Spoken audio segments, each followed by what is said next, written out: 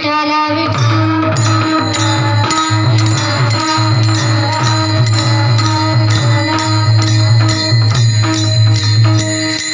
प्रस्तुत प्राप्त कीर्तन रूपी सेवेकरता घेतलेला अभंग वारकरी संप्रदायाच्या कळसस्थानी विराजमान असलेले श्री संत जगद्गुरु तुकाराम महाराज यांचा 4 चरणांचा अभंग आहे।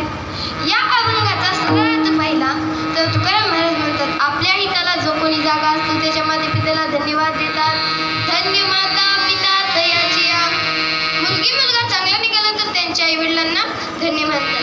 त्यांचा आनंद लोकांना पण वाटतो, यात नवलच नाही तर तुकाराम महाराज म्हणतात त्यांचा आनंद देवाला पण वाटतो।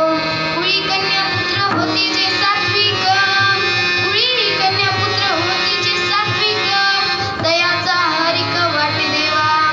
सात्विक मुलगा किंवा सात्विक मुलगी जन्माला येण्यासाठी आई किंवा वडिलांची पुण्याई लागते, तसेच कुळही चांगलं लागते। सात्विक मुलगा किंवा सात्विक मुलगी जन्माला आहे हे कशावरून ठरवतात तर तुकाराम महाराज म्हणतात, गीता भागवत करीती श्रवण, गीता भागवत करीती श्रवण, अखंड चिंतन विठोबाचे। श्रीमद भागवत गीता ज्ञानेश्वरी भागवत कथा कीर्तन श्रवण करतात आणि अखंड देवाचं भजन करतात, अशा लोकांची सेवा मला घडावी। तुका म्हणे मज घडू त्यांची सेवा, तुका म्हणे मज घडू त्यांची सेवा, तरी माझ्या देवा पार नाही।